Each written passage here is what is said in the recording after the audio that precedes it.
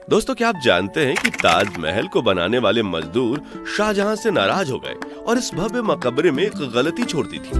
हिंदू धर्म के कई लोग इसे तेजो महालय के नाम से क्यों पुकारते हैं और यमुना नदी के किनारे बने होने के बावजूद 400 साल पुरानी ताजमहल की नींव आज भी इतनी मजबूत कैसे खड़ी है।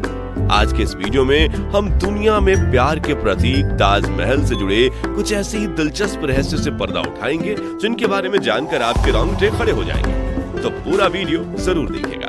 दोस्तों, जनवरी 1632 में ताजमहल का निर्माण कार्य शुरू हुआ। वर्ष 1653 में ये पूरी तरह से बनकर तैयार हो गया था। कहा जाता है कि ताजमहल बनाने में शाहजहां ने उस वक्त के 400 करोड़ रुपए खर्च किए थे, जिससे उनके शाही खजानों के भंडार खाली हो गए थे। वहीं इस खूबसूरत इमारत को बनाने में 20,000 मजदूरों ने 21 साल तक दिन रात काम किया था। कई पुरातत्व विशेषज्ञों ने ताजमहल पर काफी शोध की है और उनका मानना है कि ताजमहल जितना ऊंचा है, धरती के अंदर उतनी ही गहराई तक बनाया गया है और ताजमहल के नीचे दर्जनों गुप्त कमरे हैं, जिनके साथ कई ऐसे रास्ते बने हुए हैं जहां से होते हुए शाहजहां किले से बाहर निकलते थे। लेकिन ताजमहल के रहस्यमयी तहखानों की तरह उन रास्तों को भी शाहजहां के समय से ही बंद करवा दिया गया था। साथ ही इस भव्य अजूबे में 22 ऐसे कमरे हैं जिन्हें जानबूझकर बंद कर दिया गया है। तो उन कमरों के पीछे क्या है? क्या ताजमहल हिंदू मंदिर के तर्ज पर बनाया गया है? और क्यों मुमताज महल को 3 बार दफनाया गया था? और जानेंगे ताजमहल बनाने वाले 20,000 मजदूरों के हाथ काटने के आदेश के पीछे की कहानी क्या है। इन सभी पहेलियों को सुलझाने से पहले आइए इतिहास के पन्नों में दर्ज ताजमहल बनाने के पीछे की कहानी जानते हैं।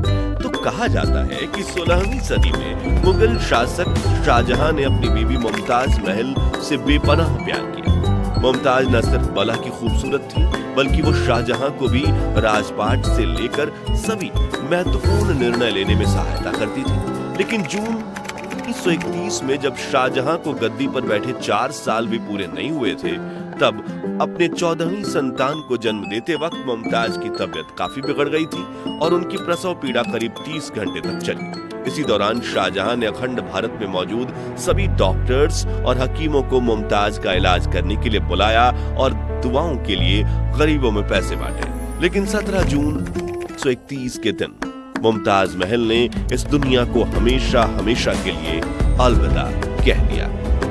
शाहजहां के बारे में लिखने वाले बताते हैं कि उन पर अपनी प्रिय बीवी की मौत का काफी बुरा असर हुआ और पूरे 1 हफ्ते तक ना वो अपने कक्ष से बाहर आए और ना ही उन्होंने राजपाट के किसी काम में हिस्सा लिया। उन्होंने संगीत सुनना, गाना और अच्छे कपड़े पहनना सब कुछ छोड़ दिया।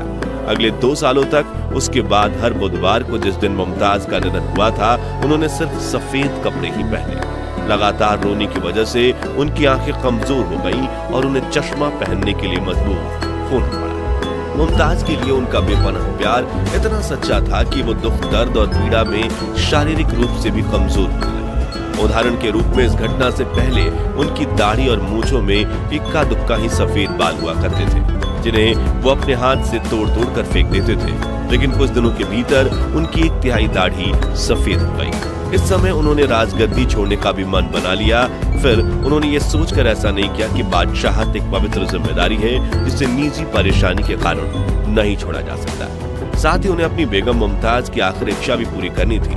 दरअसल मरने से पहले मुमताज ने शाहजहां से कहा था कि उन्होंने अपने सपने में एक ऐसा सुंदर महल और बाग देखा है जैसा इस दुनिया में कहीं नहीं। मेरी आपसे गुजारिश है कि आप मेरी याद में वैसा ही एक मकबरा बनवाएं। जिसके लिए शाहजहां ऐसी जमीन ढूंढने लगे जो आगरा शहर से दूर शांत इलाके में हो। साथ ही ये जमीन यमुना नदी के पास हो ताकि इसके आसपास के बगीचों में सिंचाई के लिए कभी पानी की कमी ना हो और ये ताजमहल इतना बड़ा हो कि वो शाहजहां के आगरा के किले से दिखाई दे सके। इन सभी मापदंडों पर खरी उतरने वाली 42 एकड़ की जमीन चुनी गई और ताजमहल का नक्शा बनाया गया, जो कि 1560 के दशक में दिल्ली में बने हुमायूं के मकबरे की तर्ज पर बना था, जिससे बाद में जनवरी 1932 में ताजमहल का निर्माण कार्य शुरू किया गया, जिसके लिए सबसे पहले उस इलाके की जमीन को साफ किया गया और हजारों मजदूरों को अत्यंत गहरी नींव खोदने के काम पर लगाया गया। इस दौरान ताजमहल को पूरी तरह बन जाने से पहले बाहरी नजरों से बचाने के लिए शाहजहां ने लकड़ी की बल्लियों और ईंटों का एक मचान बनवाया। इसे लेकर एक दिलचस्प किस्सा ये है कि जब ताजमहल पूरी तरह से बनकर तैयार हो गया था, तब शाहजहां को बताया गया कि ईंटों के मचान को गिराने में 5 साल का समय लग जाएगा। इस पर शाहजहां ने आदेश दिया गया कि गिराई गई सभी ईंटों उन मजदूरों की हो जाएंगी। नतीजन वो मचान रातों रात ही गिरा दिया गया और सभी मजदूर जितनी हो सके उतनी ईंटें लेकर जाने लगे। खैर, अब मुख्य कहानी पर वापस आए तो चूंकि ताजमहल यमुना नदी के किनारे बनाया जा रहा था, ऐसे में उसमें सीलन आने और नींव समय के साथ कमजोर होना तय थी। लेकिन शाहजहां चाहते थे कि ताजमहल हमेशा हमेशा के लिए एक चट्टान की तरह खड़ा हो। इसलिए उन्होंने अपने लोगों को इस समस्या का समाधान निकालने के लिए कहा। नतीजन ताजमहल की नींव लकड़ियों से बनाई गई।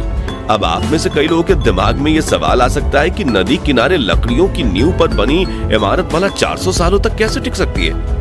तो इसके पीछे यमुना नदी एक महत्वपूर्ण भूमिका निभाती है। दरअसल ताजमहल की नींव में इस्तेमाल की गई लकड़ियां एबोनी यानी आबनूस नाम के खास तरह के पेड़ की है। ये लकड़ियां एक तरह से पत्थर की तरह होती हैं, जो आम लकड़ियों की तरह पानी में तैरती नहीं बल्कि डूब जाती हैं। इन लकड़ियों की खासियत यह है कि इनमें दीमक नहीं लगती और सबसे महत्वपूर्ण बात यह है कि अगर आबनूस की लकड़ियों में हमेशा 30 से 40% नमी बनी रहे तो वो कभी खराब भी नहीं होती। और यमुना नदी का पानी इन लकड़ियों में पर्याप्त मात्रा में नमी पहुंचाता है।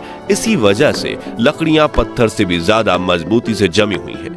लेकिन कुछ पुरातत्व विशेषज्ञों को भविष्य में ताजमहल के कमजोर होने का डर सता रहा है, क्योंकि यमुना नदी का पानी कम हो रहा है और शायद वो भविष्य में पूरी तरह से सूख सकती है, जिससे ताजमहल की नींव को नमी नहीं मिल पाएगी। इसलिए यमुना के संरक्षण की कई परियोजनाएं चल रही हैं। आपको बता दें कि ताजमहल की नींव और उसके आसपास की कई संरचनाओं को लाल बलुआ पत्थर से बनाया गया है, जबकि मुख्य इमारत में सफेद संगमरमर का इस्तेमाल किया गया है, जिसमें 40 अलग अलग रत्नों को जड़ा गया था, जिन्हें शाहजहां ने दुनिया के अलग अलग देशों से मंगवाया था। जैसे कि नीले रंग के पत्थर लैपीज लजूली को अफगानिस्तान के खानों से मंगवाया गया था। हरे रंग के पत्थर को जेड को सिल्क रूट से काशगर चीन से लाया गया था।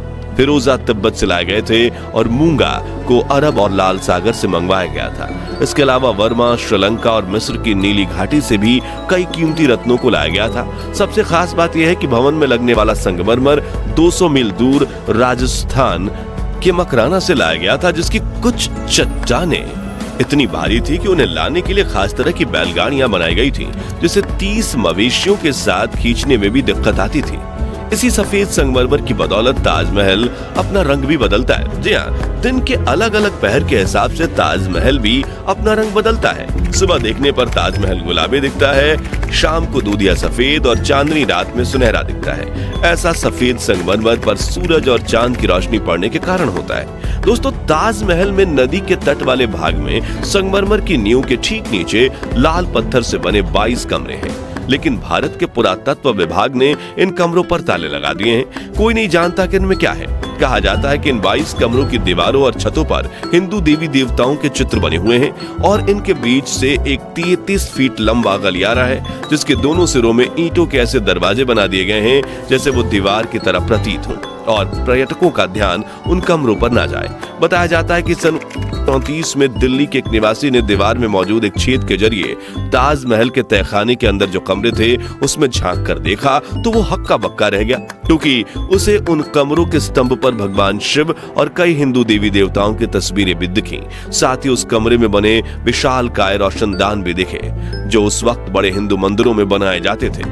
ये नजारा देखने वाले आदमी के मुताबिक उन रोशनदानों को संगमरमर के पत्थर से ढका गया है, जिसे देखकर लगता है कि किसी ने वहां हिंदू मूल को छुपाने का पूरा प्रयास किया था।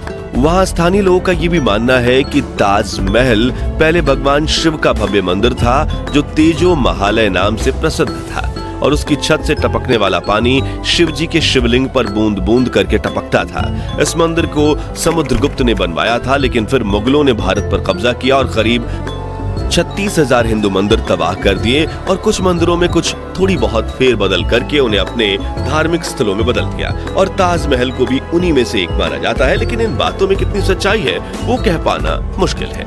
ताजमहल निर्माण से जुड़ी एक कहानी ये भी है कि जब शाहजहां ने सभी मजदूरों के हाथ काटे जाने की घोषणा की ताकि वो कोई और ऐसी इमारत ना बना सके, तो मजदूरों ने इसकी छत पर एक छेद छोड़ दिया ताकि शाहजहां का खूबसूरत सपना पूरा ना हो सके। जबकि कुछ लोग ये भी मानते हैं कि शाहजहां अपनी बीवी मुमताज के लिए सफेद ताजमहल बनवाने के बाद खुद के लिए काला ताजमहल बनवाना चाहते थे, लेकिन जब उनके बेटे औरंगजेब ने उन्हें कैद कर लिया तो उनका ये सपना हमेशा के लिए अधूरा रह गया। ताजमहल की चारों तरफ 130 फीट ऊंचे 4 स्तंभ बने हुए हैं और जब आप इन्हें दूर से देखेंगे तो पाएंगे कि ये मीनारें 90 डिग्री पर नहीं खड़ी हैं, बल्कि थोड़ी सी बाहर की तरफ झुकी हैं। ऐसा इसलिए क्योंकि अगर कभी तीव्रता से भूकंप आए तो ये मीनारें टूटकर बाहर की तरफ गिर जाएंगी और मुख्य इमारत को खरूज तक नहीं आएगी, जो इसे प्राचीन आर्किटेक्चर का बेहतरीन नमूना बनाता है। इतिहासकार बताते हैं कि उस समय मुमताज महल को 3 बार दफनाया गया था। उन्हें सबसे पहले बुहारनपुर में तापी नदी के किनारे एक बाग में दफनाया गया। 6 महीने बाद उनके पार्थिव शरीर को वहां से निकालकर 15 वर्षीय शहजादे शाह शुजा की देखरेख में आगरा लाया गया, जहां 8 जनवरी 1632 को उन्हें यमुना के किनारे दोबारा दफनाया गया, जिसके बाद आखिर में उन्हें ताजमहल में दफनाया गया। आज ताजमहल को दुनिया का 7वां अजूबा और प्यार का प्रतीक कहा जाता है, जहां दुनिया भर से हर साल 70 से 80 लाख टूरिस्ट आते हैं और ताजमहल की खूबसूरती देख मंत्रमुग्ध हो जाते हैं। दोस्तों, अगर आपको ताजमहल से जुड़ी अनकही अनसुनी कहानी पसंद आई तो कमेंट बॉक्स में बताइए कि आप कभी ताजमहल देखने गए हैं या कब जाने वाले हैं। साथ ही वीडियो को लाइक और शेयर करके 11,000 लाइक्स के लक्ष्य को हासिल करने में हमारी मदद कीजिए और ऐसी ही दिलचस्प वीडियोस देखते रहने के लिए इस चैनल को सब्सक्राइब करके पास वाली घंटी जरूर बजा दीजिए। धन्यवाद।